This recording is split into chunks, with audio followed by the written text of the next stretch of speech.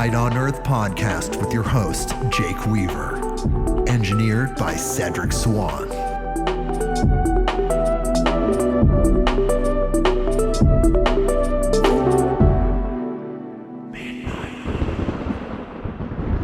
Hey everybody, we are back with another episode of Midnight on Earth. I'm your host, Jake Weaver, and we are here to bring you more knowledge, more light, and more love. And this week, another incredible lecture episode. Very excited about this one.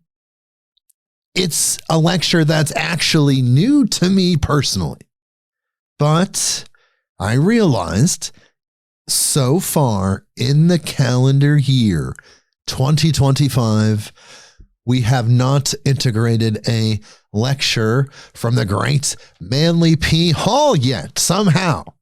Last one was in 2024, I believe in September.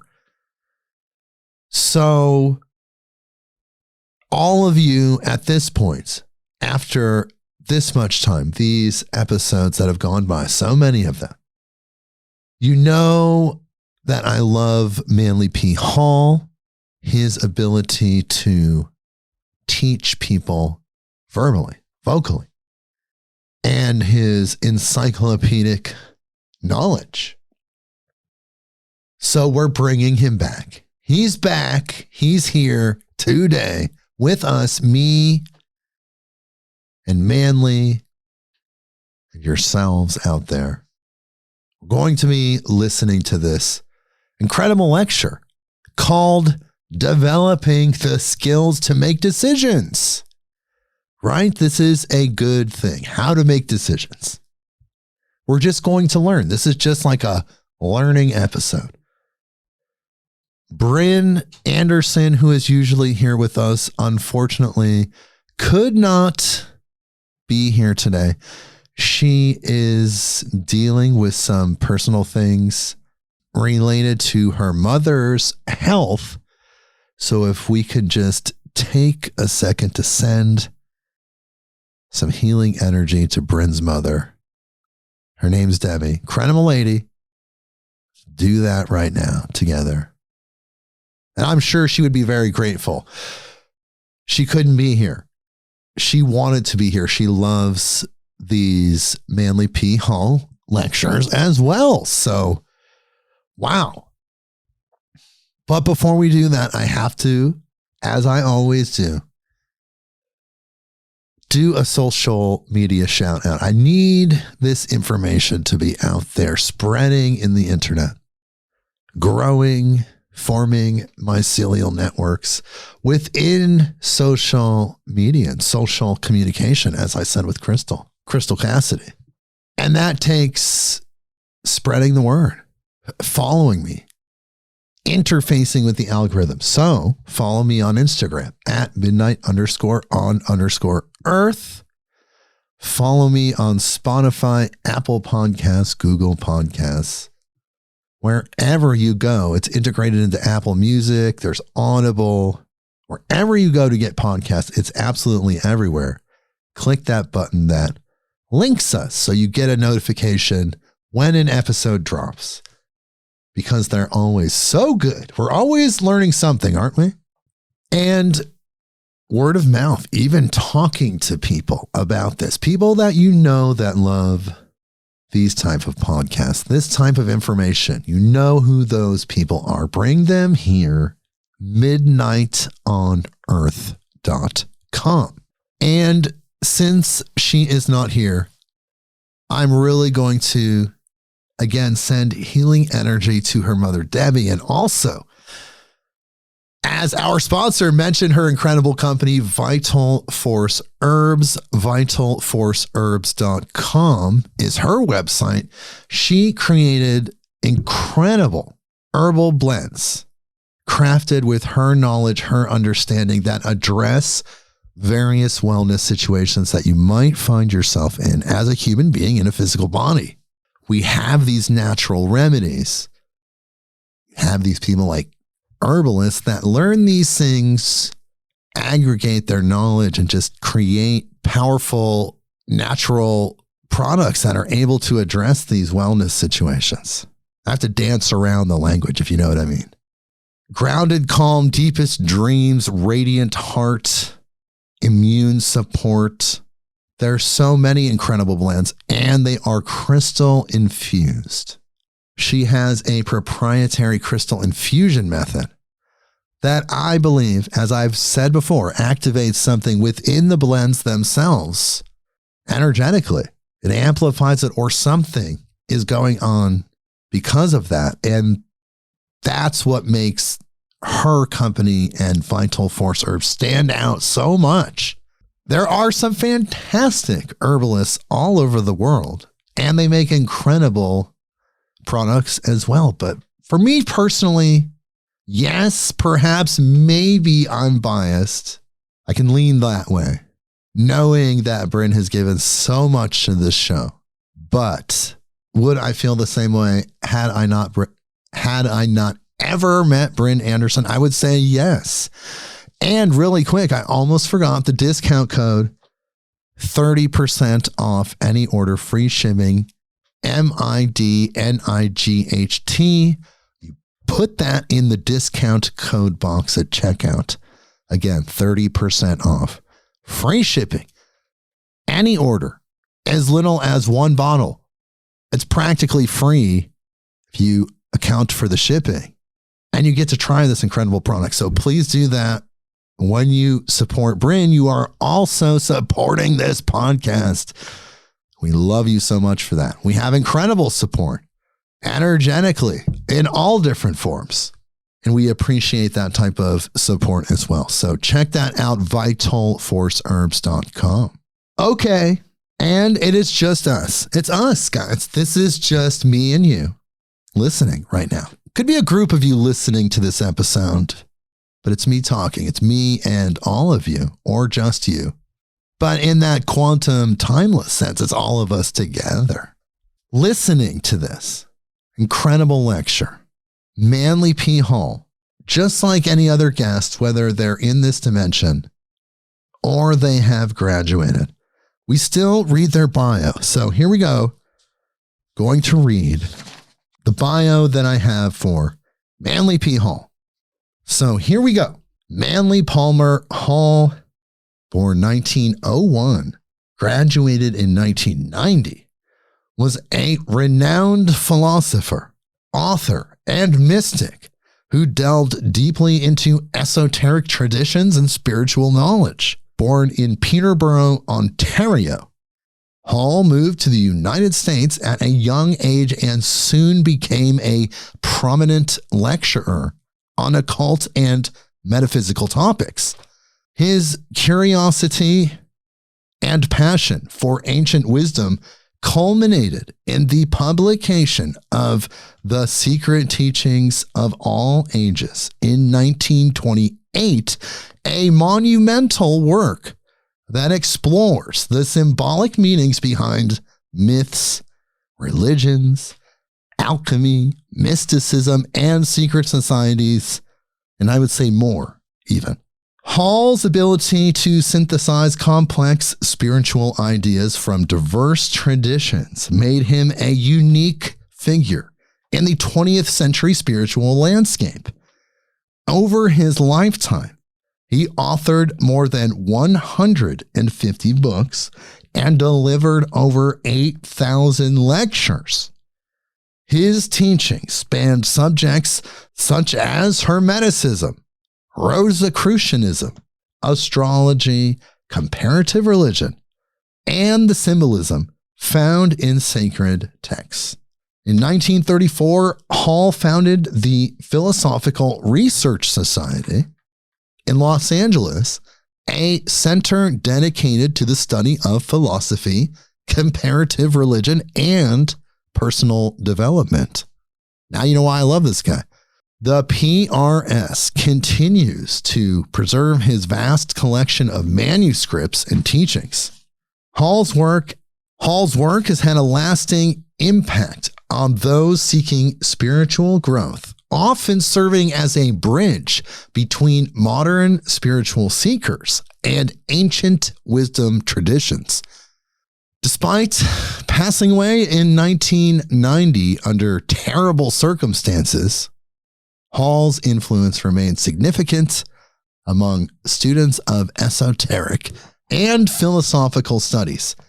Absolutely agree, bio writer. That's totally true. Yes. And if you're listening to this episode and you were attracted to this because of Manly P. Hall, and you have not listened to the episode that I recorded with Ronnie Pontiac, who studied under Manly P. Hall for 7 years, do that, because you will hear for the first time, I believe, publicly, spelled out in that way, the story behind how Manly P. Hall was murdered. Who did it? The premonitions his partner, now wife, had, and trying to warn Manly. Nobody knows about that. Some people know about that, but the average person, even someone who loves Manly P. Hall, doesn't know that story. So check out that episode I recorded with Ronnie Pontiac. And of course, we need to bring him back on the show. It's about time. So this lecture is new to me. Developing the skills to make decisions. How to make decisions. The proper use of words. Yes, no, perhaps. You know, within this, there's going to be like incredible, deep, spiritual downloads. And he's just going to be firing them out. Pow, pow, pow, pow. This is how he rolls, as they would say now in modern vernacular in the year 2025. Manly did that. He just stream of consciousness kind of put out there big information. And as he gets in the rhythm, once he starts rolling, it's just like, it's very powerful. Rapid fire stream of consciousness. This is from August 8th, 1964, which now is 61 years ago. I'm telling you, people, the miracle of recording. It never ceases to amaze me how we were able to preserve and capture sound wave information and then later digitize it for mass distribution ethereally. They're little light pulses representing this binary information. You know what I mean? Whoa. Okay. You know, when Bryn's not here, maybe she's my counterbalance. With Bryn's not here, maybe I cut a little bit more loose. And I just want to remind us, all of us, and I mean the Midnight on Earth community, all of our listeners, including myself, that we just hit that 250th episode. And I'm so happy and grateful. I mentioned that after the Crystal Cassidy interview in the dimension of the afterthought, that special place. So we broke 250. Yes. Wow. Absolutely incredible. So if you have not listened to a lecture episode before, I'm taking notes. I'm listening with you. And at the end of the lecture, we'll reconvene. I'll tell you what I thought about it.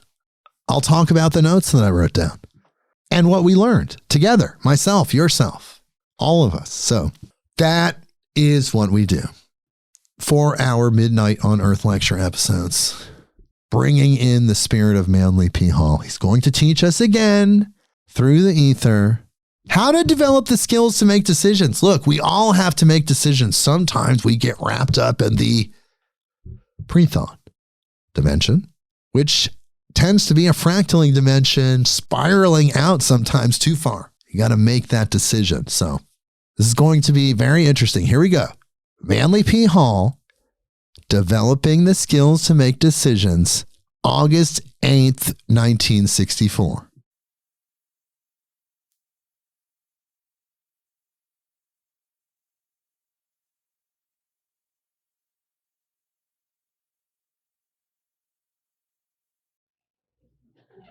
There are moments in the lives of all of us when we must make decisions.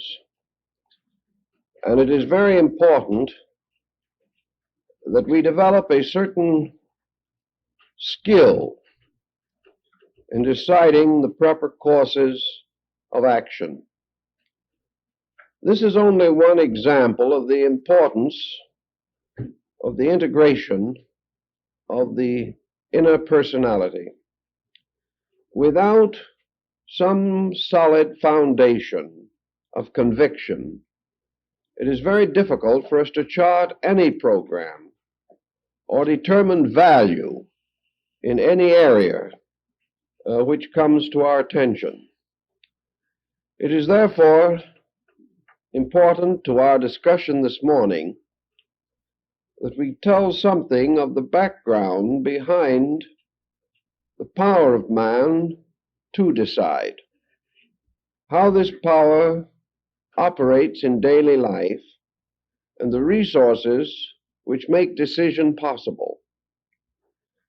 Beginning, of course, with the foundation of our existence, we can act as conscious beings because we possess some attribute of consciousness. Consciousness is perhaps best described simply as a kind of luminance. It is an intellectual, moral, or spiritual light. It is through consciousness that we are able to bestow order upon life around us and integration upon the elements of our own characters. Consciousness is awareness. It is awareness of value. It is the link between the individual and the world around him. It is also the faculty by which he tries to estimate the world within him. Now, it is inevitable to man, apparently, that consciousness will be an imperfect function. We have not yet reached a degree of insight or growth whereby consciousness can be infallible in its function. We are, however, aware that we have natural instincts, and that these instincts are frequently more sound and more valid than the interpretations which we impose upon them by our own minds. The principal difficulty, therefore, in the function of consciousness is mental interference. Mental interference, of course, seems to be inevitable. We are not able to be aware of consciousness except as a mental phenomenon. But actually, consciousness appears to be a profound and abiding intuitive or instinctive faculty or power or energy by which it is possible to arrive very often at a more reasonable conclusion than is possible by the procedure of mentation itself or thinking. Thus, it very often arises in our common experience that when we are faced by some difficulty, we immediately react with a flash of conscious apperception. We are aware intuitively of value, and this value causes a decision to arise within us, a decision or an interpretation or an understanding which is perhaps nearer to the truth than any other process with which we can come to a mental decision. The moment, however, this instinct to decide according to light comes to us, mind moves in and begins in one way or another to modify this decision. The first thing that perhaps we wonder when we have decided inwardly the proper course of an action is how advantageous or disadvantageous this decision will be in practical application.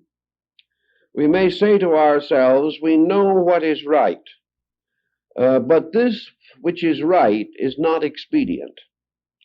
In other words, to achieve a condition of consistency with the intuitive value that we realize, we must in some way make a sacrifice of some advantage, of some opinion, or of some policy. We begin to weigh the advantages of integrity against the advantages of compromise, and usually end in compromise.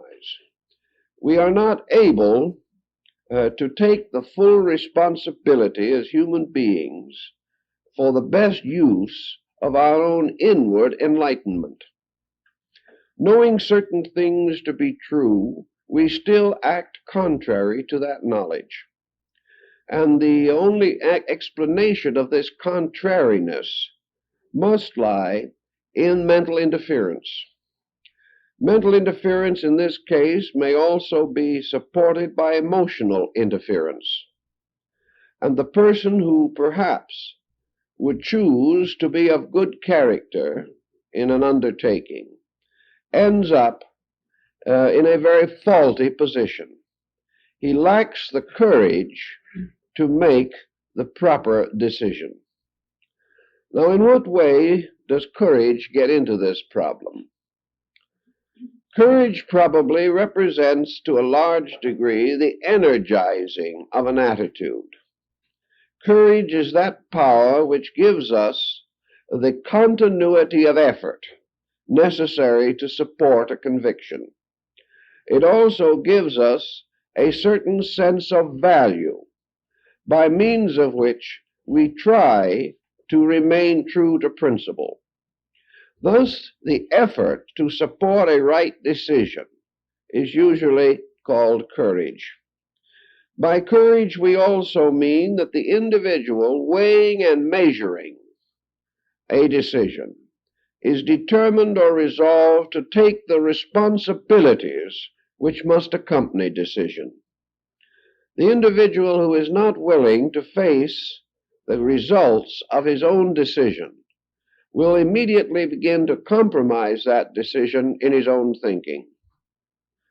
This also gives us this other thought now of responsibility. Whenever we make up our minds to do something, we must accept or assume the consequences of our decision. Very often we are not sure what these consequences will be. We are not certain in our own minds that we have a sufficient grasp of the whole problem. But in any event, any decision which is contrary to the most idle and inane attitude must call for decision and the acceptance of responsibility. Responsibility also carries with it, to our present thinking, the thought of burden. Responsibility to most people means that they must accept and carry burdens which they do not really wish to accept or carry. Responsibility becomes an impairment of freedom. It becomes a limitation of the individual's rights to do what he pleases, by imposing upon him some strict code from within himself which dominates pleasure with duty. Thus we come to another situation, namely that decision may involve duty. Duty means the acceptance of certain responsibilities which we sense to be ours, and the patient bearing of this burden over a period of years in many cases. And duty is to the modern person an unpleasant thought. It will interfere with his personal pleasures. And against the importance of these pleasures, the mind again weighs the acceptance of responsibility. Therefore, in fact, the mind becomes an evader, giving us innumerable excuses for doing what we please. and trying to fashion a strong reason why we should not do what is necessary. Decisions bear largely upon necessity. Certain responsibilities, certain obligations are necessary. So as an out against our mental weaknesses comes this problem of immediate necessity, where it is obvious that a thing must be done, or the penalty for failing to do it is too heavy for us to bear. Then we regard certain decisions as necessary. They must be made, whether we wish to make them or not. We must weigh in this case the ultimates in terms of their importance to ourselves. It becomes evident that the individual, whether he wishes to or not, must work if he wishes to live. If he cannot decide to accept employment, he must face destitution. In such a case, the decision is a necessary one. And it is, in our way of life, only the necessary decision that receives more or less complete moral support. We do try to do those things that are absolutely necessary. We sense that we cannot afford not to do them. Yet there are many border decisions of things almost necessary, things which in their probable results call for a strong decision. But if they can be avoided or evaded in any way, we have a tendency to be reluctant to accept responsibility. Our best excuse for indecision, and in some instances a partly valid one, is ignorance. We do not know what our decision will lead to. We realize that persons making hasty decision often repent and find that by a wave of enthusiasm or a tremendous burst of courage, they have taken on a situation which will be an embarrassment and liability to them from that time on. Consequently, we cannot say that the hasty decision is always the best. Yet mostly we find that the hasty decision is the only one we can make. For the moment we hesitate or delay, this intervention of mental evasion begins. And if we do not decide immediately, we will probably not decide at all. Philosophy is of the greatest help to us in these problems because it gives us some kind of general framework, a perspective on values, which should enable us to make decisions more effectively. Experience also provides a powerful incentive to decision, for it reveals again and again the weakness of indecision and how indecision can gradually complicate the whole pattern of existence. Spiritual conviction, our religious lives, also contribute to decision. They help us to avoid certain negative attitudes. They impel us to try to make a constructive decision in a moment of emergency. If our religious life is strong and sincere, we may base our decisions partly upon the admonition of our religion. In many instances, such admonition is helpful, depending largely upon the degree of enlightenment of the faith involved. But religion does give us the courage to accept responsibility or duty. Therefore, it is a voice in the direction of man living under self-bestowed or self-accepted responsibilities. To gain some skill in the making of decision, therefore, we have to call upon whatever resources we possess within ourselves. We have to try to be reasonably aware and profoundly thoughtful. And the more we can be reasonable and thoughtful, the more likely our decisions are to be advantageous and constructive.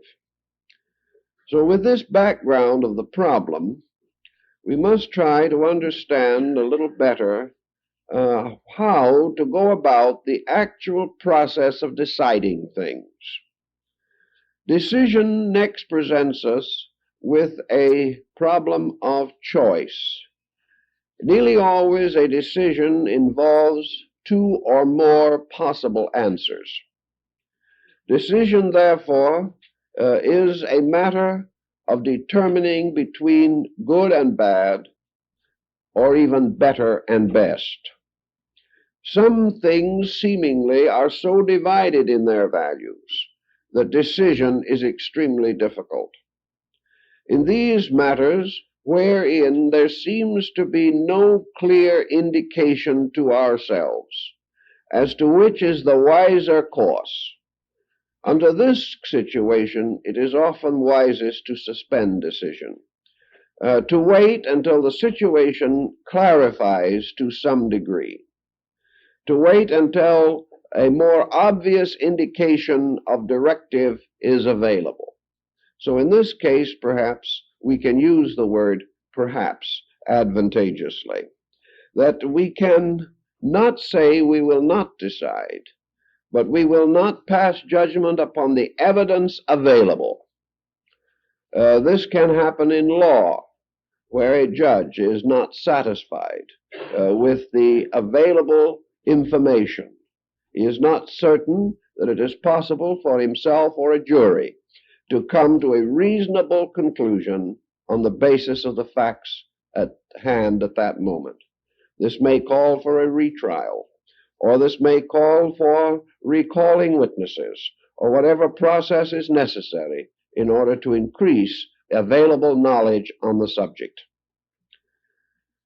The simple yes-no decisions are for the most part relating to problems in which some strong moral factor is involved.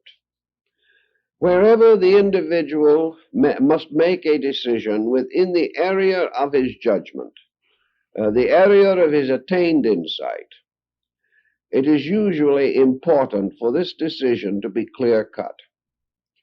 It is often necessary, however, to hold in abeyance the realization that all decision is based upon available knowledge, and that if the pattern of this available knowledge should change at some future date, then the decision must be reconsidered. To cling desperately to a decision after it is outworn or no longer practical does not indicate loyalty or dedication. It is simply a form of stubbornness, arising sometimes from arrogance. The individual, unwilling to admit that he was previously wrong, chooses to perpetuate the error rather than to revise his own thinking. Actually, the human mind is provided very largely for the purpose of decision-making. It bestows upon man the possibility of placing upon his life a pattern, self-imposed, by means of which he can be impelled towards the unfolding of certain values. If he does not accept this decision and becomes a drifter, he will gradually lose the power of decision. It is like every other power in man. It must be exercised or it gradually ceases to be a force in his life. Thus, indecision is habit forming, just as decision can create a habit pattern. In the past, experience has shown to us that decisions are most easily made by persons of comparatively simple thinking. The mind which is not too confused or not too complicated by outside circumstances can very often come to a reasonable decision more quickly than the highly trained intellectual mind can hope to accomplish this end. Thus, in most instances, simple, direct thinking leads to decision. Complicated thinking nearly always leads to indecision. This is one of the problems that always confronts an unfolding intellectual culture. The more enlightened we become in certain ways, the more difficult it becomes to say yes or no. In our search for more light, we come upon such a diversity of factors that it becomes evident finally that the yes and no attitude is a very difficult one. It becomes so obvious to us that there are many answers, that intellectualism enlarges the area of mental possibilities until we are confused by the very superabundance of possible courses of action. If we are comparatively simple people, we can decide among the small area of things known. But if we have a greater knowledge, we are inclined to weaken the decisive factor until perhaps at the end of a very profound career, we begin to wonder whether we can decide anything or not. This is due in part to our concept of realities. What is true? If we are comparatively limited in our horizon, we have many certainties which have not yet been jogged out of their relationships by increased knowledge. Thus it is easier for us to choose among them something and cling desperately to it.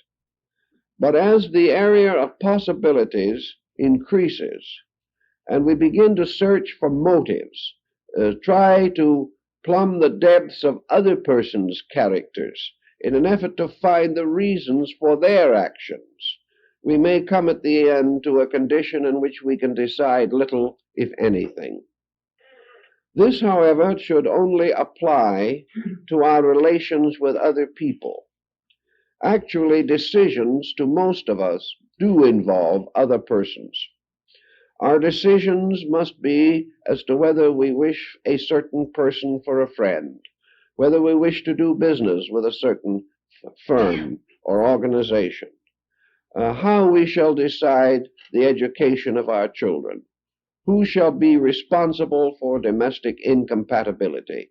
All these different questions arising in the very simple, primitive mind can be answered quickly. But as we have expanded our insight and consciousness, answers are more difficult to attain. Always, therefore, the more intellectual we become, the more important it is that consciousness lead intellect. If it does not, we fall into a mental confusion. No degree of intellectualism can compensate for a clear, internal, intuitive sense of value. This must remain clear, or we will not make adequate decisions. Suppose we then take it for granted that we have these decisions to make, and we divide them into two categories: decisions which primarily involve ourselves, decisions which primarily involve others. Wherever the decision is one in which our own destiny is principally concerned, we have a greater right for decision. A decision in which we must decide to involve other persons in the decision. This requires greater thoughtfulness and greater sense of justice. We must try, however, whether in our own decision about ourselves or about others, to be ever mindful of this factor of justice. What is the just thing to do? What is that which is essentially right? The moment we try to solve this problem, we realize that the standard of right for each of us is invested largely in our own concepts. While there are certain basic laws of society which we cannot break with impunity, there are innumerable problems involving abstract justice, in which the decisions depend entirely upon our own degree of insight. Justice changes with times. Justice is complicated by circumstances, and justice must always imply that it is best for all concerned. This, of course, presents a very difficult matter when most persons are concerned primarily with what is best for them, and are not too much inclined to extend the concept of justice if it interferes with personal advantage. Decisions also cause the individual a great deal of personal emotional hurt in a great many cases. Even if the justice of the matter is rather clearly indicated, we know that other people may not appreciate this justice, may not value it, and may find it detrimental to their own advantage at the moment. If, therefore, we attempt to be just, we may definitely interfere with the injustice which other individuals prefer to practice.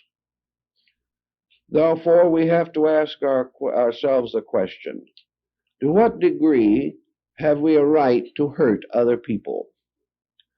Actually, we have no right to hurt other people at all. But very often, what we call hurting them is interfering with their right to hurt someone else or themselves. Have we a right, therefore, to refrain from cooperating with a person who is wrong, even though that person may be near to us, may be a member of our family, and as far as that's concerned, could be ourselves? Have we a right to withhold cooperation when by so doing we shall displease another, or cause this other person to consider us in an unfavorable light? Here, of course, is the major basis in all decisions involving justice. And it is a hard decision. And it is a decision in which we must assume the responsibility of the justice of our own point of view. Our problem is therefore primarily, are we right in the decision that we make? Not whether we will please the other person, but are we just? Is our own point of view a factual one? Or are we also being over-influenced by some ulterior motive or some situation in which we seek not justice, but advantage for ourselves? Here we have probably basic recourse principally to law or to the advice and opinion of those skilled in such matters.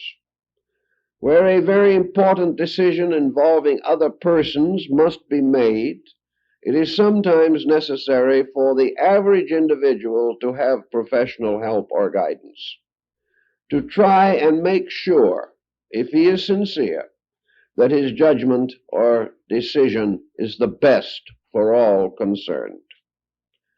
One of the most common and simple expressions of this problem is decisions relating to small children. Here the parent has to take the responsibility. Here the parent's own attitude or conviction must lead the child and must also indicate the path of justice or reality or truth in the matter. The child may not be able to defend its own rights, however, and this again is a very important question. Decisions made by parents must be just. If they are not just, they will injure. If they are just, they will not injure. To make a just decision, therefore, the parent must have justice in his own consciousness. He must sincerely, earnestly desire that his decision will be right. Not easy, but right. Not a compromise to please everybody, but the kind of a decision which will ultimately achieve the greater good for all concerned. It may be necessary for the parent to displease the child at the moment, or it may be necessary for the parent to make a major change in his own attitudes in order to meet the reasonable needs and justice for that child. So the parent has to think it through. Now, the olden parent tried to think it through. He thought it through prayerfully. God was his first line of defense against selfishness. He really believed that if he took this problem into the religious level of his consciousness, that he would be guided or led, because by religion he would be lifted into the best quality of his own nature. It would not be so likely that in the presence of his prayerful beseeching of divine aid, that he would permit himself to be completely dominated by his own selfishness. It was against his religion to be totally self-centered. Therefore, if he took this problem into his religious life, he also had the advantage of scriptural admonitions on these matters, and he felt that he could fall back upon the great code of his faith for the directive and the guidance in this particular emergency. If he was sincere, he would follow this code, even though it revealed defects in his own nature which required correction. Today, however, this whole situation has considerably changed. Against decision today is a kind of weakness in ourselves, the desperate desire not to offend anybody, the desperate desire not to face an unpleasant scene caused by any attitude of our own. We do not wish to become involved in the difficult procedure of keeping other people honest. It is much easier for us to let them go their way and try to maintain a certain comfortable sense of relaxation in ourselves. This is particularly true of our relationship with children and adolescents. Here we find that to deny the child what it wants today is very likely to cause a most unpleasant domestic situation. The child, who has already learned that with a good flair of tyranny it can get what it wants, creates a scene, discomforts the whole family, embarrasses the individual in the relation to his neighbors and associates, and very often the child has a strong defensive point that all his friends are permitted to do these things, and therefore he loses status among his own associates if these privileges are denied him. So little by little, he wears down the resistance of his elders. Yet perhaps the very thing he is attempting to defend is not essentially right or essentially good, and he will ultimately regret being given permission to do these things which he is struggling so desperately to gain at the present time. The parent has to face this, and the modern parent does not want to face it. If it gets too bad, the parent will take the child to a child analyst or something of that nature and try to solve the problem that way. But in the American home, yes and no decisions on matters relating to the privileges of the young are becoming scarcer every day. There seems to be no way of controlling the conduct of these young people. And of course, usually the decision process begins too late. The parent waits until the child is in rather serious difficulty or on the verge of a real problem before the parent attempts to enforce any pattern of discipline. Then nothing can be accomplished.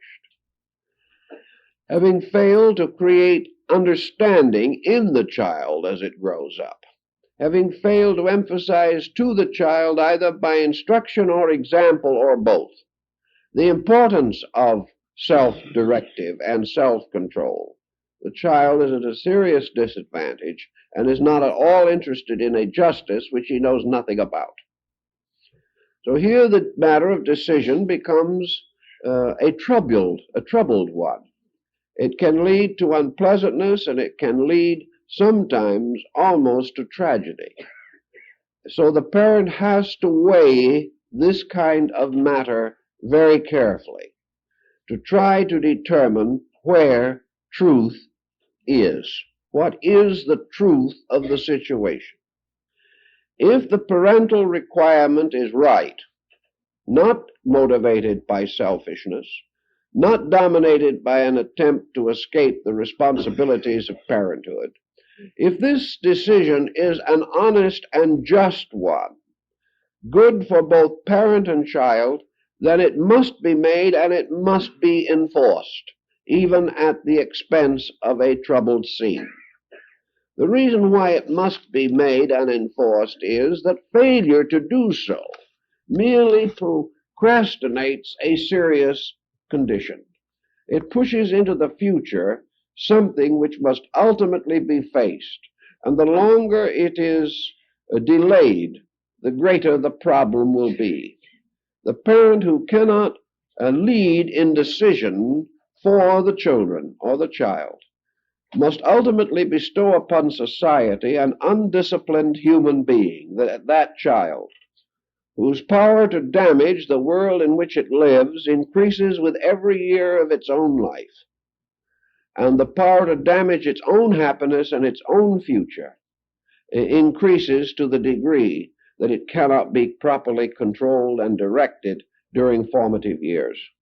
There can be no doubt of this, and yet the parent is inclined to put off the evil day, simply because the whole matter is unpleasant.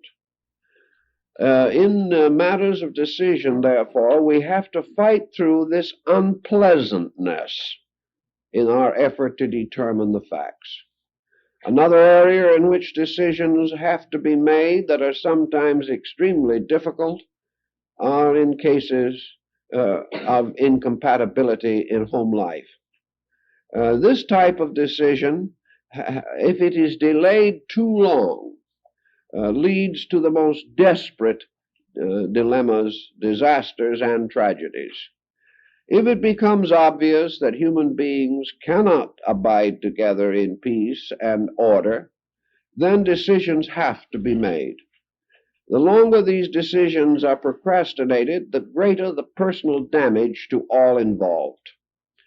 The greater the degree of antagonism and animosity that is allowed to develop around a core of incompatibility, the more difficult it is for these individuals to hold reasonable and decent attitudes toward each other.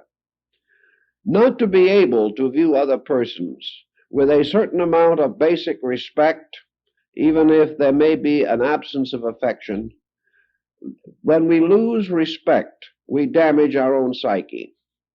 Today there are millions of persons who are becoming mentally and emotionally sick because they have not had the courage to break up an impossible situation. They have maintained it for a variety of ulterior motives, when the only motive, which is respectable and proper, has been lost sight of. They have no way of determining the mutual damage that is going to result if they are unable to clear up a situation that is bad. Therefore, decisions are important in clearing air. Decisions must be made where it is obvious that a continuous indecision is simply going to compound a misery. If such a time arises, this misery cannot be compounded indefinitely without increasing damage to all concerned. And it was tragic indeed to assume that through indecision and incompatibility in a home, one or both members may ultimately end in a mental institution. This is not necessary. It is not proper. The human relationships have to be right or wrong. If they are right, they have to be protected and preserved. If they are wrong, they have to be corrected. And if correction is impossible, then the situation must come to a final, conclusive decision. All the way along, we find that decisions are the most painless ways of solving things. They are often uncomfortable and unpleasant at the moment they are made, but in the long run, they result in clarification. They result in the removal of impossible factors or situations whereby the individual may have a right to a proper kind of life. Now, it does not mean that in decisions of this kind it is necessary to decide which person is right or which person is wrong. And this, of course, is where most decisions go on the rocks. The decision is always dominated by a degree of self-defense. We have to be right. We have to be in a situation in which the other person is principally at fault. It is rare indeed to find a situation in which both persons are willing to accept an equal share of common responsibility. Occasionally we find this situation, but usually where this exists, the condition can be corrected without any great amount of tragedy. Mostly, however, the individual must feel aggrieved. He must be the one who has been placed in the impossible situation, and he must therefore retaliate in some way. Any decision in which retaliation is involved is defeated immediately, because the main end of decision is honor. And where ulterior motive, vengeance, or anything of this nature creeps in, honor is lost. So decisions are not as to who is right. The decision is the situation right? And upon this decision, we have to finally move. We cannot successfully judge other people, but we can judge relationships as to whether they are advisable or not advisable. We can judge whether or not we wish to follow the courses of these other people, whether we want to accept their attitudes or their codes or their standards or their policies. We have no right to judge them as human beings, but we have the right to decide our own relation with them. And if this relation is not satisfactory, or is in some way an insult to our intelligence or an offense to our ethics, then we have a right to withdraw by the simple decision of doing so. Usually, however, such a decision involves some kind of a selfish situation. We would like to withdraw from this situation, but to break this particular association would mean to lose an influential friend, to in some way damage our social state, to involve ourselves in some kind of a situation which we would regard as embarrassing. Therefore, rather than be right, we continue to avoid embarrassment. And the longer we do this, the more hopelessly we become involved in an impossible condition. All this type of situation contributes to the tremendous mental and emotional pressure which we feel such a burden upon us today. We're exhausted, worn out, tired, disillusioned, disappointed in life. And many of these situations have arisen from inability to make proper decision. We have gradually learned to accept so many things that we do not like or do not believe to be right, that we suffer along through the years under loads which we should have clarified and lifted by decision long ago.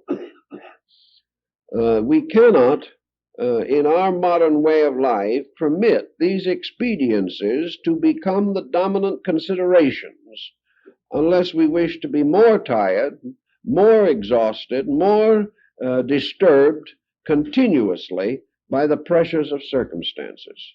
If we must continue to exist in an offensive pattern, one that we do not believe in, we are bound to suffer as human beings.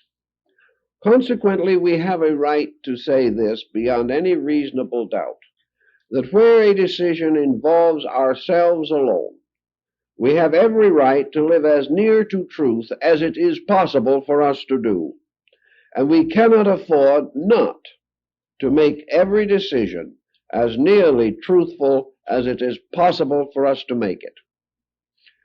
If this means that we have to change our ways of life, such changes may be very useful to us. If it means correcting faults, then we must correct them. If it means increasing our knowledge or skill, then we must increase that knowledge or skill.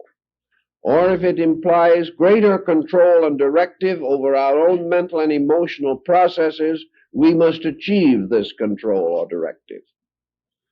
So having decided what is best for us next, in the immediate future of things, we have to abide by this decision, and we have to resolve to apply the necessary energy to support this decision along the way. Not long ago, a young man came in to see me who was struggling with the problem of his education. He did not wish to do certain things, but he knew that other things needed to be done. We talked it over, and we decided that the general pattern of education that he was following was not perhaps the best for him, that it would be better for him to take a year or two of specific training within a certain field where he had aptitudes. If this young man says to himself, well, when I get around to it, perhaps I'll do this, he will never do it. If he looks at the matter and says, here are 2 years in which I must continue to study when I would be much happier out making enough money to buy a new car, he will never make this decision. If, however, he looks forward into his own future and decides that this additional training is necessary for his final security in life, then he has every reason to make this decision. And having made it, he must have the energy to energize his own decision. Having once decided that he needed this extra 2 years of specialized training, he should give the matter no further thought whatever, except to roll up his sleeves and do it. If he allows himself to begin to weigh the advantages and the disadvantages, he will almost certainly gradually weaken his decision. The best thing for him to do is to go enroll in this particular school which he felt was appropriate to his needs, pay his hard money for his enrollment fee, and go. Any weakening of this attitude would be desperately detrimental to him. Another man comes in who is further along in the pattern of life. He has had a number of jobs. He has succeeded in talking himself out of all of them. He always says the wrong thing at the wrong time, and he never permits the foreman to run the job. He has to run it for him. Well, the foreman is always one of those cruel and unpleasant people who think they know what they want better than the men do. So he is locked in trouble all the time. He is able, he is well fitted for his work, but he simply cannot do what he is told to do and which he is trained to do. He must enter into a feud with his superiors on some basis or other. The feud in his case can be either his belief that he knows more than they do, which is a tragic mistake, or else that he can differ with them in politics, religion, social problems, or almost any matter. And he always succeeds in being laid off at the end of a few months. This man has a decision to make, but he is very cagey about making it. He knows essentially his trouble. He said when he came to see me, he said, my big trouble is I can't keep my big mouth shut. Now, there is no one who cannot keep his big mouth shut if he wants to. The fact is he must decide to keep it shut. and having made the decision, must energize that decision with enough volitional power to lock his jaws if necessary. He cannot make the decision and then keep on going like a running brook. So here is a decision. He knows what is wrong. He also, however, lacks the energy to do what is right. So he will continue to drift, and he will continue to go along trying to accomplish that which cannot be accomplished. A situation of adjustment with a society which his own temperament will not permit him to adjust with.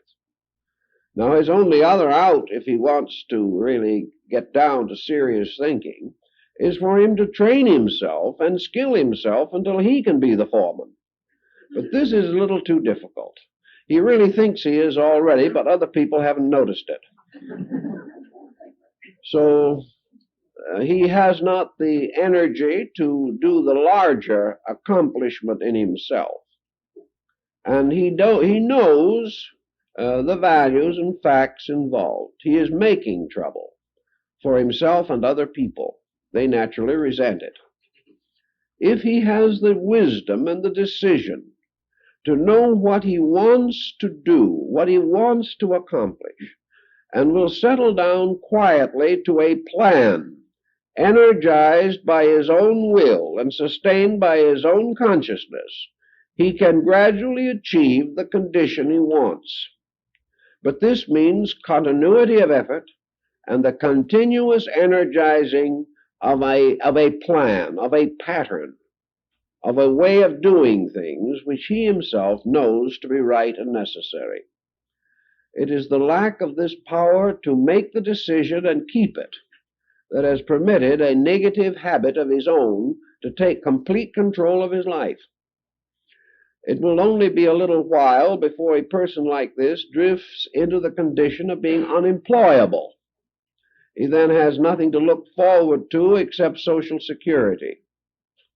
He has no way of coping with the world situation as it is.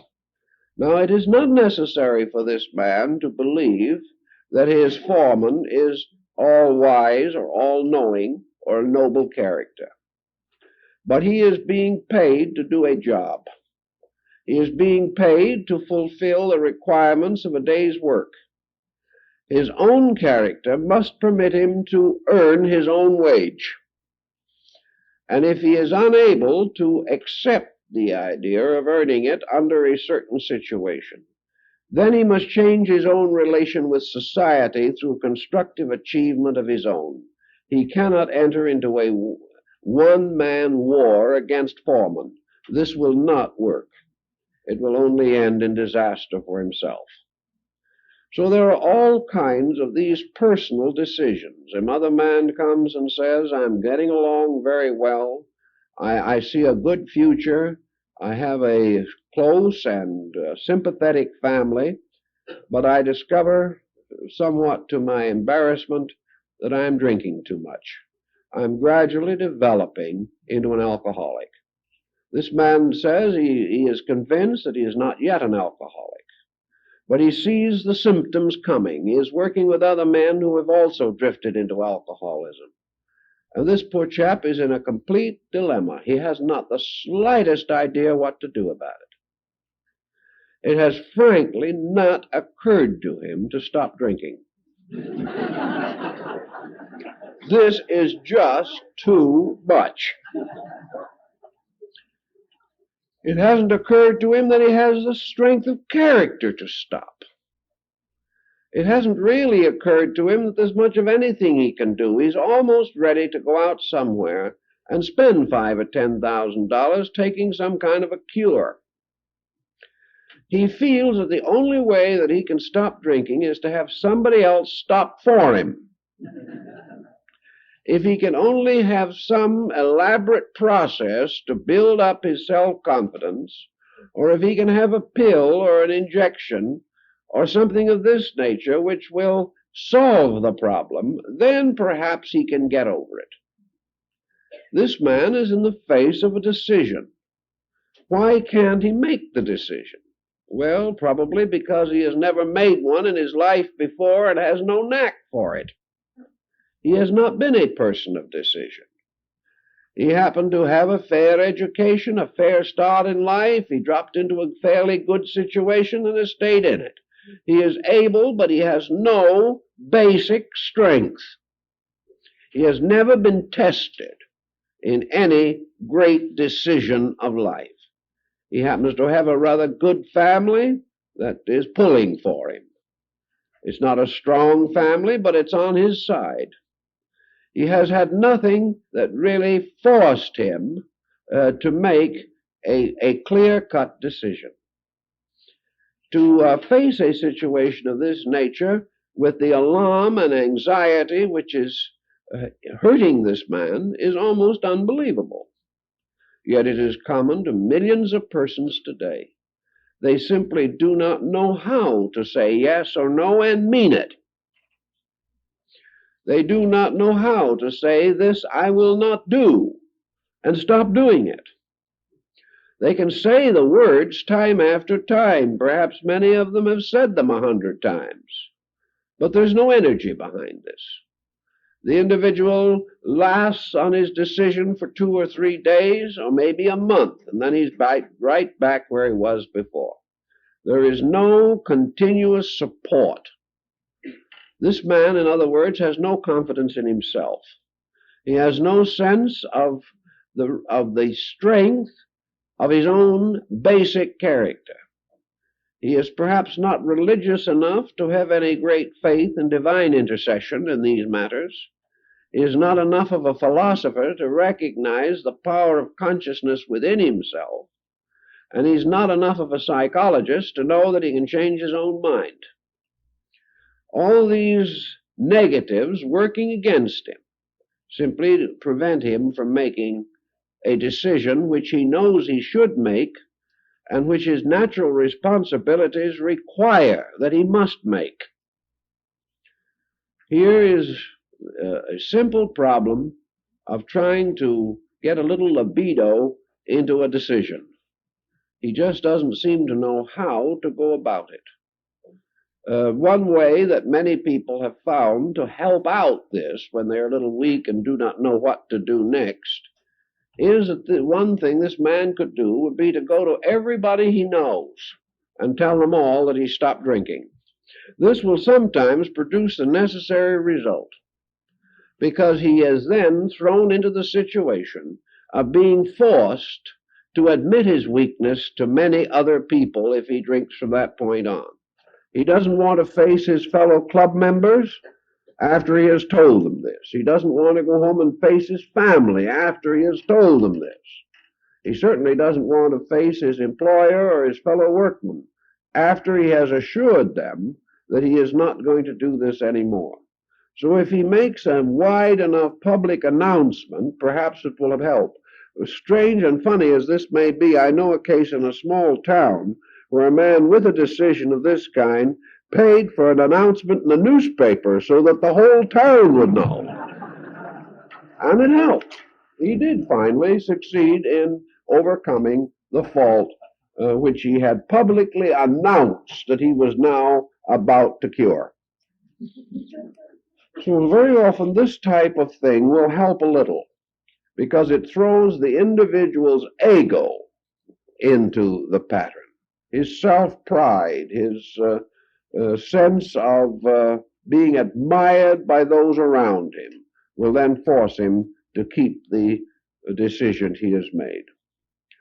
Now, we can assume that most thoughtful persons are capable of decisions about themselves, decisions which they can gradually learn to make.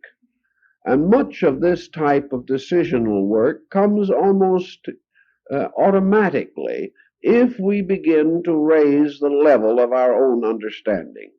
The more we appreciate the values of life, the better a philosophy of life we have, the deeper our convictions about realities become, the more likely we are to live in harmony with these convictions. This doesn't inevitably follow, but it certainly is a contributing, helpful factor, one that very often does take over and will assist us to overcome some of the more common faults to which we are subjected. But we do come into this larger area of decisions involving other people, primarily. And these decisions may or may not arise distinctly and definitely from within our own characteristics, but may belong in our area of relationships. Actually, of course, relationships are an extension of characteristics, so we cannot divide one from the other completely. But most persons are especially afraid to make decisions which will affect other people. We don't want to hurt other people. We do not want to lose their regard and respect. We do not want to primarily be the cause of any further sorrow for them. And if we are sincere in this, it does make us thoughtful. Although too often our sincerity is the fact that we do not want to be forced into an experience that is unpleasant because of our decision involving another. It is unpleasantness that we are desperately attempting to avoid, rather than the value involved in the situation. If we have grown up through the years without any emphasis upon decisions, if in childhood we have never made any, if we have grown up in life drifting along lines of least resistance, then all decisions become very painful. Every child should have a heritage of decisions. It should be brought up in an environment where decisions are made, and it should be invited to make its own decisions of a constructive and proper nature. Otherwise, it reaches maturity without any skill in this matter or any recognition of its importance or its practical value. When we begin to work with other persons, one point is nearly always obvious, namely that when we get around to deciding to make a decision, we are almost invariably late.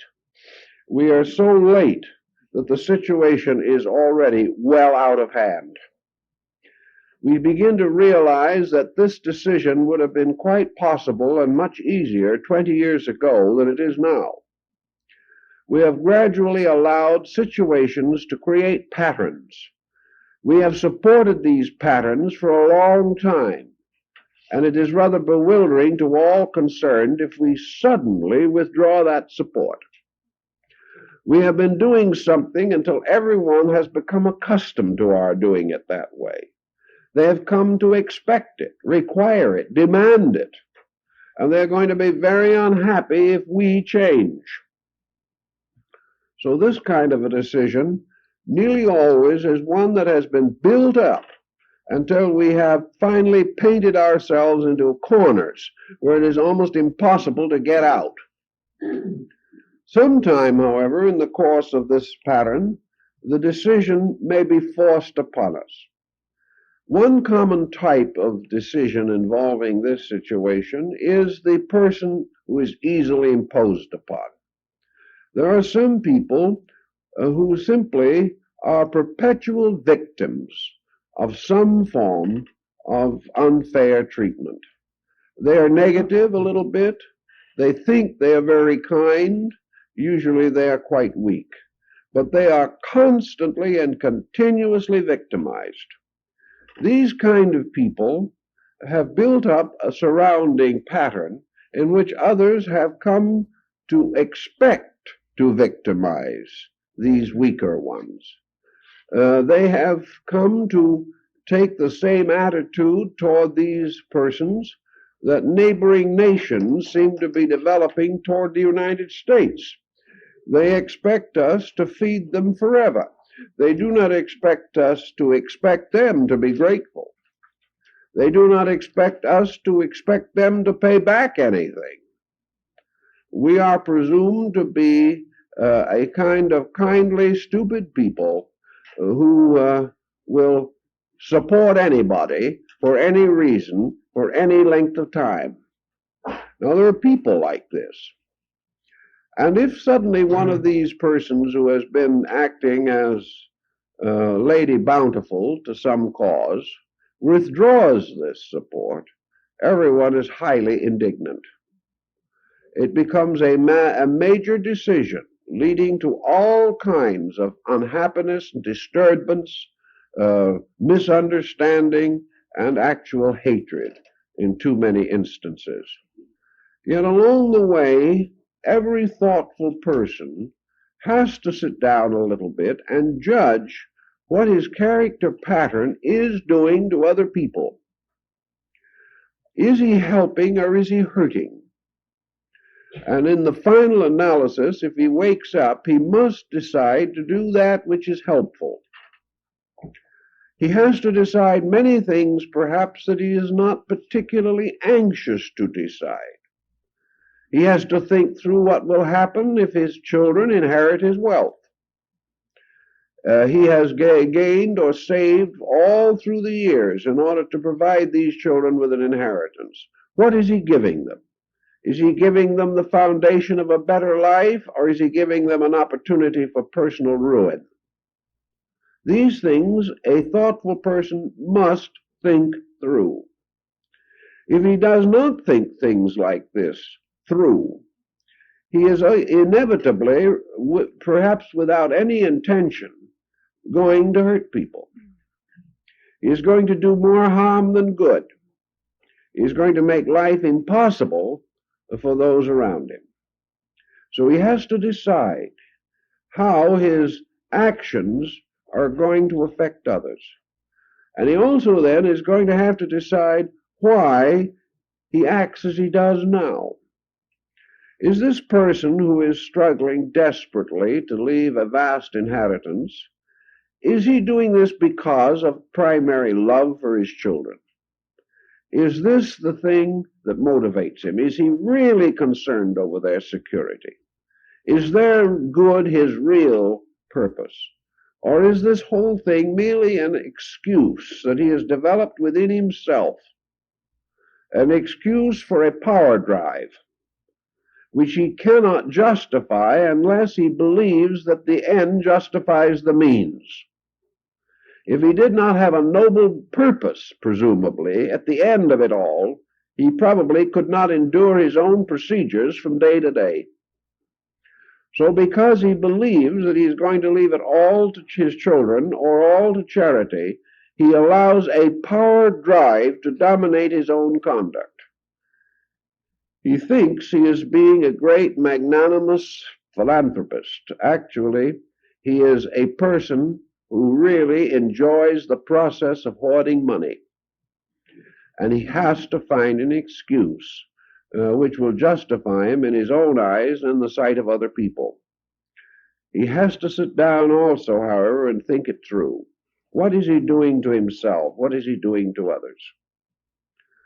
Normally, we find that the greatest damage that can possibly be done is for individuals in any position of authority over a circumstance to allow it to drift into a negative, useless, helpless pattern. This is very common in families, where nearly always a family is supporting one member at least who is a drifter, who is not doing anything except sponging on the family. Family dedications, family ties, family sense of responsibility will cause people to maintain these drifters, will cause them to continue to encourage the weak to be weaker, and may go so far as to encourage the strong to be weak. Because many persons who have started out and were perfectly willing to find their own way have been weakened by some form of overindulgence as they went along. So we have to find out somewhere, some way, where the facts are. And one of the simplest facts that we observe everywhere in nature is that the more you overprotect life, the more you weaken it. If you put plants in a hothouse, they can no longer live out of doors. If you, in one way or another, domesticate creatures, you take from them their self-reliance. And in the case of man, the more you do for him, the less he will ever do for himself. Everything which happens to an individual which protects him from the need to experience the fact of life, such things are detrimental to him. Anything which will cause him to believe that he can expect to be rewarded out of reasonable relationship to the value of his own effort.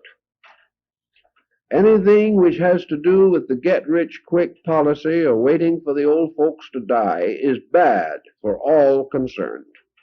It weakens, it destroys, it disintegrates. And any individual who is in a position to make decisions in such cases should be motivated largely by the realization that the decision which causes the person to stand on his own feet is the best decision always.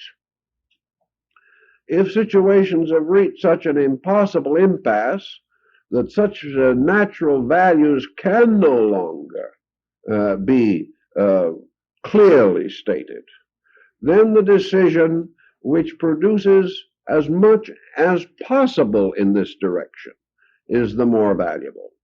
If we can convince individuals to try to prepare themselves for individual existence, if we can teach them trades even late in life, if we can give them self-pride and independence, even though perhaps they are past the best productive years, anything which helps the individual to be proud of his own conduct, helps him to have an individual and personal life, and helps him to meet his own needs according to his own efforts. Any decisions in this way are the best for the person. They help that individual to regain what nature wanted him to have in the first place, and that is individual initiative. And so often decisions have a tendency to drown this initiative in some form of benevolence, and such benevolence is always essentially wrong. Now, in most cases in life, decisions are not as open and shut as we might wish them to be. Decisions very often contain elements which involve both agreement and disagreement. Sometimes we can shuffle out these elements and make separate decisions involving each factor. Sometimes this is not quite so easy or as simple as we might believe. Let us take the problem of a decision involving a young, inexperienced person. Now, how are we going to handle a case of this nature? A young girl, about 16 years old, has reached that period in life in which she is very anxious to be on her own. Her family is a little doubtful as to whether this is the best and wisest course, so they are not encouraging it too strongly.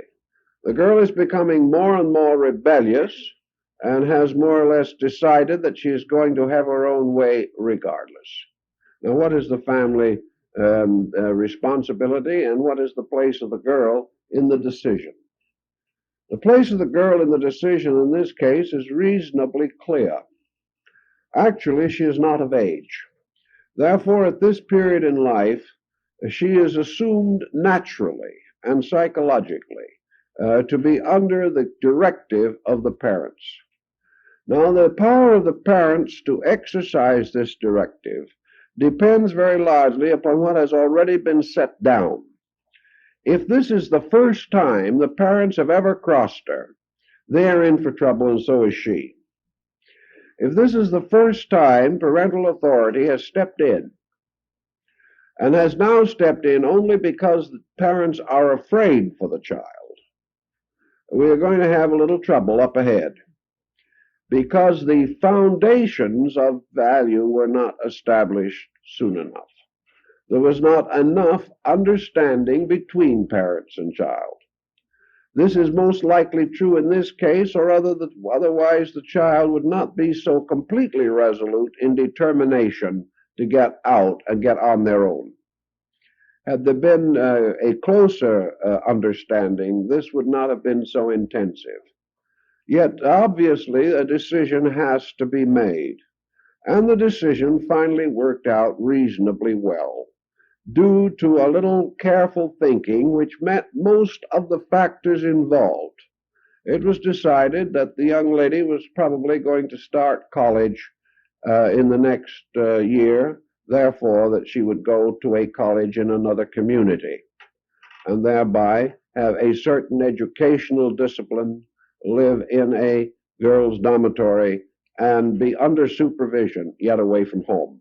This seemed to meet the need. It was the struggle for individuality, and it was solved by the most simple process that we use.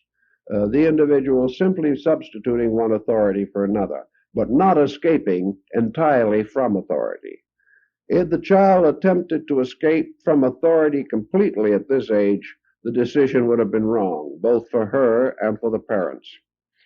But the child might still force this decision, and the parents be unable to prevent it. Then what comes of this?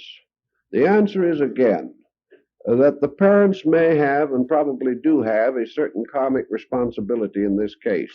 They have not exercised proper prerogative. They have either bossed too much or too little. They have done something to reduce the confidence of the child. They have a right to apply all possible preventive means in the form of judgment.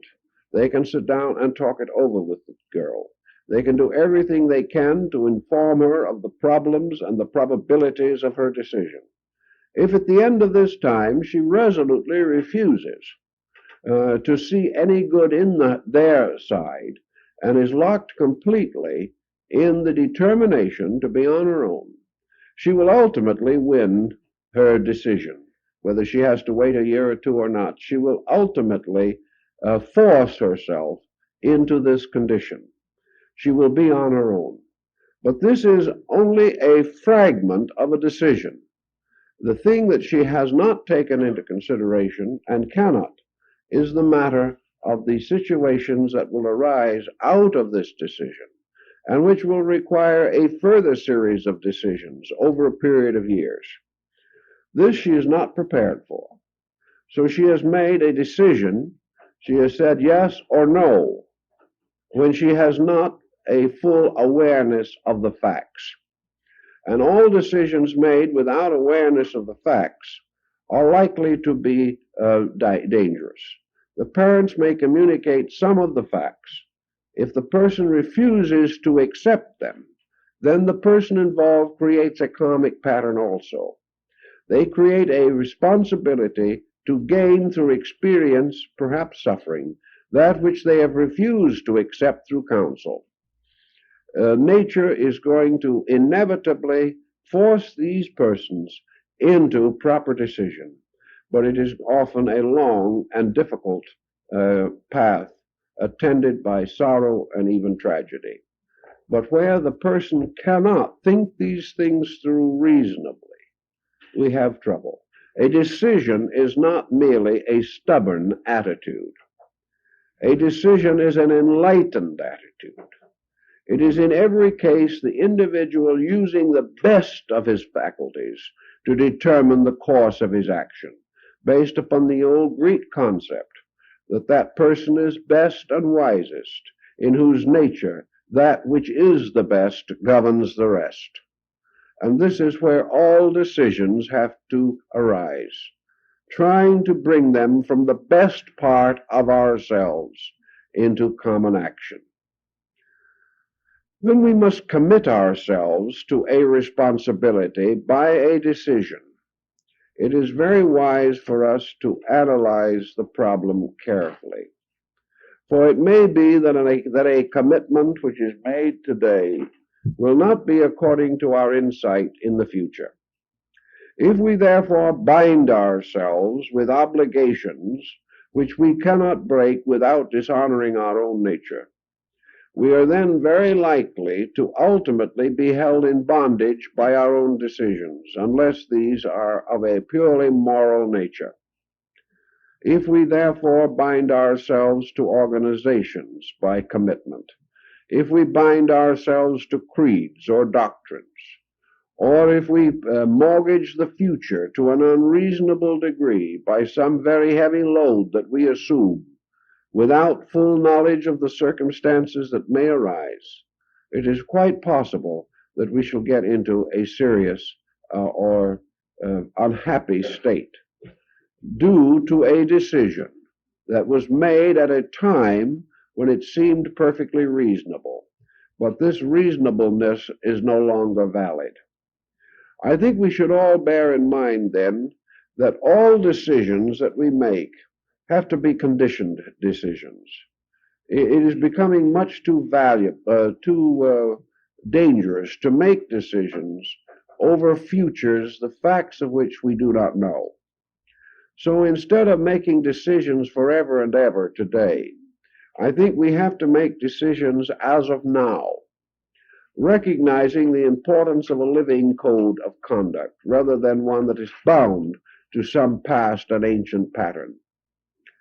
If, therefore, our decisions involve some special curbing of our attitudes, or the limitation of our perspective, or the abidance with or obedience to something which perhaps in the future we shall not admire as we do now, then I think our commitments must be conditional. The unconditioned commitment is a very serious thing for most people. In the old days, when families were rather close, for example, there were many unconditioned commitments, deathbed scenes primarily, in which some dying parent bestowed upon one of the children responsibility for the whole family, that this child must always sacrifice itself for the good of brothers and sisters. This kind of a commitment, secured by a deathbed scene for which there is very little possibility of defense, has led to some of the worst tyrannies in families that it is possible to imagine. Everyone exploited this one individual to death, always holding over them a deathbed promise. This kind of decision simply should not be made. It is wrong, basically. And while it would be very difficult, perhaps, to face the scene when it arose, I think that in most cases it could be rather astutely avoided as far as a final commitment is concerned. We can agree to do what we can. We can agree to be helpful when necessary. But all this vast commitment to things, whether religious or political or cultural, economic, industrial, whatever it may be, such commitment is not reasonable. It cannot but ultimately form a bad pattern. So we should not commit ourselves by decision over matters which are subject to change, only that we will meet these changes as they come, as honorably and honestly as we can. But we will not limit ourselves to the point that we cannot change our point of view. Therefore, a decision is something that is not irrevocable. It is irrevocable only to the situation as long as it remains as it is. But under a change of situation, under a new way of life, and life is changing so rapidly now that obsolescence sets in almost before decisions are made, the decision shall be as of now. And if necessary, decisions can be made frequently. If as we go along it becomes necessary and obvious that a new decision bearing upon a certain matter shall be made, then we are responsible at each step of the procedure to make the best possible decision in the light of the present facts. If these facts change tomorrow, we must make a new decision, but it must always be in terms of conscientious acceptance of facts. If we will live each day in the light of the best that we know, and if every tomorrow we will add to our knowledge the new experiences that have come to us, And we will always, out of the total of our experience, try to plan the next step of our own way of life.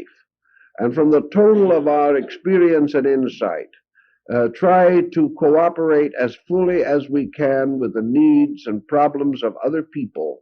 We will make valuable decisions and we will keep them.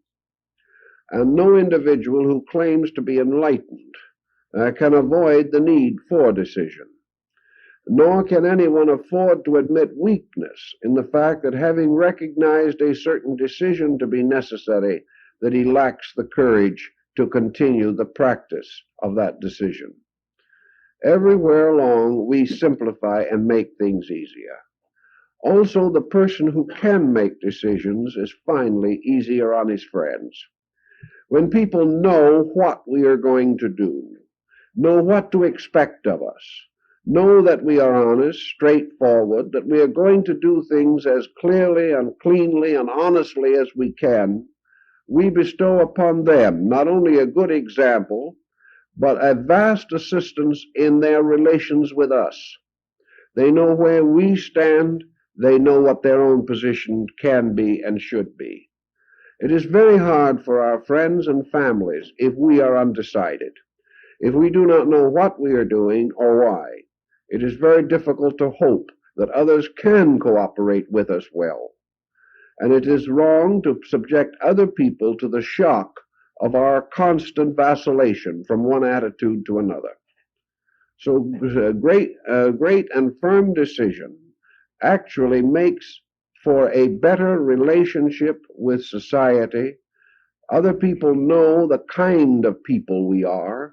They know they cannot impose upon us, and in this way we help to keep them honest. If we are weak in these matters, we are open invitation to be exploited by the weakness in other people. The individual who is without character is like a disease.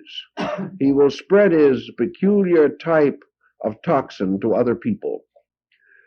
Every weak person is a vortex of dishonesty in space, even though he may commit no dishonest action himself. He becomes a center upon which others will turn their own exploiting instincts. Whereas if he is straight and clear in his own thinking, he helps to preserve the integrities of other people. If we can realize this, we will ultimately find that where a thing has to be done, that we will decide in the affirmative. If it is necessary and we can do it, we must do it. Therefore, to all necessary things, the answer is yes. They must be done. To all that is hurtful, to all that is generally against the common good, regardless of how much it may cater to our own satisfaction, to anything in which we would resent having done to us that which our decision would cause us to do to another, any decision that weakens ourselves or others or compromises principles, the answer must be no. In those areas in which we are uninformed, where our own insight is not great enough, where the information necessary is not at hand, where it is quite possible or probable that a little time will clarify, where it is also possible that we will gradually come to a decision through circumstances, where it is not sure or certain that a decision is immediately needed,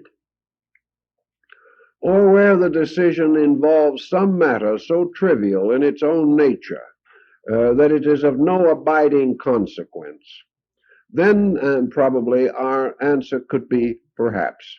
We will see. We will see how the thing develops and grows. We will not associate ourselves with a situation prematurely. We will wait until we are aware of the full value of the pattern. In many museums of art, for example, the museum will not accept the work of a living painter. This is not because the living painter isn't good. It's because the art world wants to see how his art will develop through his lifetime.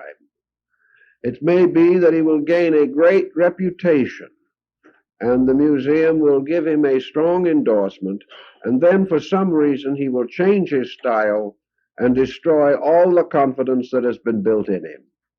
Everyone can make new mistakes until he is dead. Also, everyone can change and improve until they cease to exist. So the critic, deciding the total career of the human being, waits until that human being's career is finished. Now, in the same way, small problems that arise sometimes will go one way and sometimes another.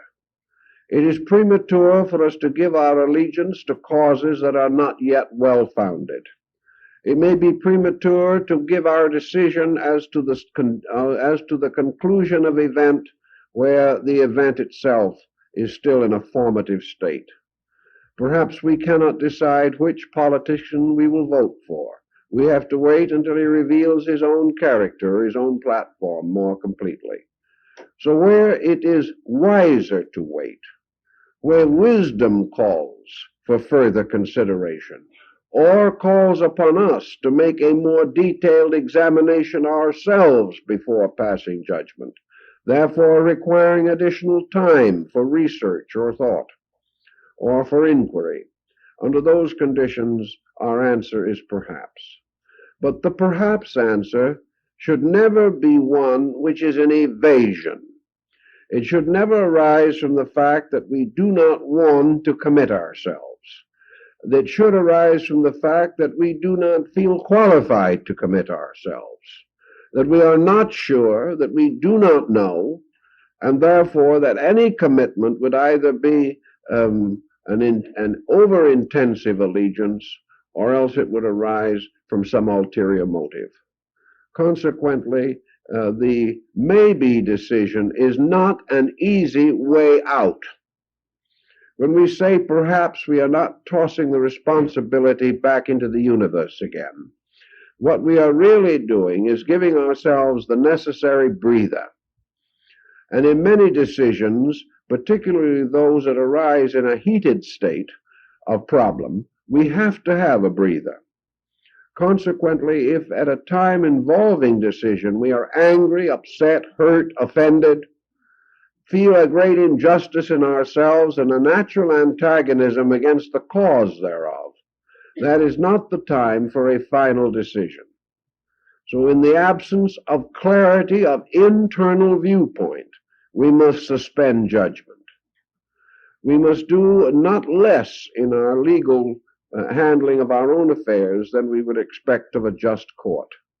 We must therefore suspend judgment until we can think things through clearly and wisely and naturally and impartially. Where these decisions are obscure, we have to give ourselves the breather. We have to give ourselves the time to decide. But from the moment that we say perhaps, from that moment on, we are committed to investigate. We are not committed to ignore. We are not committed to drop the subject, using this merely as a means of getting out of a corner. We are now involved in a situation. And when we say perhaps, we mean I will give it further thought, not I will give it no further thought. We will investigate it. It has challenged us. The mere fact that we say perhaps is because we are not sure. And this uncertainty reveals an area of ignorance in our own natures. This is a challenge. We cannot permit this area to remain if it can be corrected. So the perhaps is only a reminder of more work to do in order that we may arrive at a correct decision. By thinking through these matters of correct decisions as carefully and wisely and lovingly as we can, we will greatly reduce the pressure of the burdens which we must carry and which we must also, in the course of time, transfer to other people. Well, our time is up, so thank you very much. Okay, everybody, we are back. Decisions. Decisions, the philosophy of decision. So much going on there, as usual with every Manly P. Hall talk. There's such a density of information. And there's always these like nuggets within the discussion. Right away, he went into the definition of consciousness, what he defined consciousness as. Awareness. And really, he analyzed. It was almost like a psychoanalytical dissertation with an element of mysticism and other esotericism, because what he's talking about is why we make decisions, why we do not make decisions, the motivations, the things that demotivate us, how we get stuck in habit patterns, and how making conscious decisions makes us a pattern builder. It can be used for our benefit. Much like building your own paradigm, creating your own reality by taking control of your algorithm and making the decision to always move forward in some way.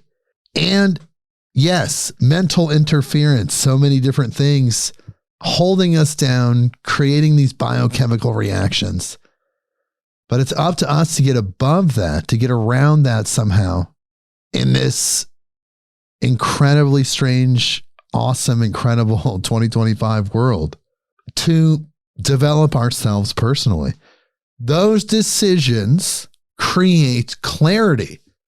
The decision is made. The motion is going in a direction. The direction, hopefully, is forward, but the act of the decision crystallized the energy, crystallized the reality building mechanism. And now you are in a reality post the decision. Like the decision was made, reality rewrote itself around your decision, and there we are. That's the power of decision. And again, he took a deep dive into the philosophy of decision, how we perceive justice, and a lot of really powerful things, a lot of very good information. Manly P. Hall. Wow. It's like when you're an incredible musician and you study all of these techniques and different types of music, different modes and modalities, things like that.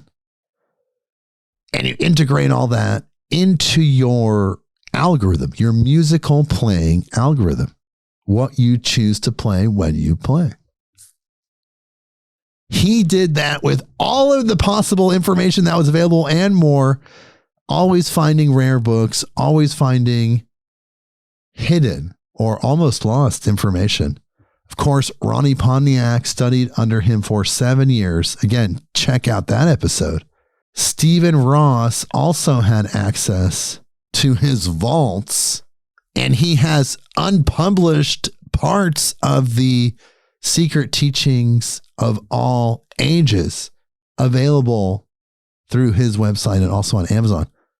I have a copy of it. It's absolutely riveting, and adds. It's like, whoa, you didn't think you could add a little bit more, but it does. Manly P. Hall has always been an influential force in my life because I seem to learn well from the way he communicates. It flows effectively. It creates a narrative. It's almost a story he is telling, like a parable, and yet it's all just interwoven information. And that delivery mechanism seems to make it stick in my consciousness personally a little bit more than other people and the way they present information. So I love Manly P. Hall. I loved this breakdown of decision. Again, in an esoteric, multidimensional way. I made a decision to listen to this lecture with you and record this episode. And now it's part of this reality, part of this time stream. The power of decision. Let's make a decision to develop ourselves. The best that we can to get better every day if we can, or at least just trying, moving forward. The intention, the energy, the wavelength must be forward progression. Life is for expansion and fuller expression, never for retraction. Never wants to go in the opposite direction, because what's the opposite of life? It's death. Why would life want to die? It wants to live. That is what life does. It lives. It moves outward. If you harmonize with that in all of the different ways that you can in your life, spiritually, mentally, in your business, all of that, expansion, fuller expression, then you are harmonizing with the very vibration of life itself. And that amplifies manifestation. It amplifies creative power. It amplifies everything. So there you go, people. Manly P. Hall. Decision. We learned a lot from this episode. Over 60 years old. Manly P. Hall is still teaching us from that place. He graduated, right? He's the teacher that got his own diploma. Speaking of diplomas, one of these days I may issue a Midnight on Earth diploma. I'm not sure where I'll make that line. 5 years, 7 years, who knows? You listen to every episode, sign something, say that you did. If not, you're a liar. You're not being honest. You might get a Midnight on Earth diploma, because let me tell you, people, as a person that's living it, as the interviewer, but yet still just as engrossed and participatory as you are, it's radically changed my life. It's made a big impact on me. I feel like I've been trained by some of the greatest people in the world for years now. And my frequency has shifted, grown, expanded, and become something so beautiful and something I'm so proud of. And it allows me to serve better. So if that happened to you, you might get a diploma. So keep your eyes peeled for that. And also, again, check out vitalforceherbs.com, Bryn Anderson's website. Discount code MIDNIGHT, 30% off, free shipping. Go there, support her, support us, support the podcast. And of course, have the highest quality products at the lowest prices. There's literally nothing else like that. I know I'm biased, like I said at the beginning, but it's all real. It's all authentic. Just happens to be that I'm biased. So on that note, I would like to say thank you for making the decision to join us and making the decision to stick it out to the end of the episode and hang out with me as we close this episode without Bryn Anderson, but sending again, one last time, well wishes out to her mother, Debbie, who is dealing with some health issues. She's doing way better, but let's just send healing energy her way one last time. Ready? 3, 2, 1. Debbie, Bryn's mom. And we'll see you next week. Midnight on Earth.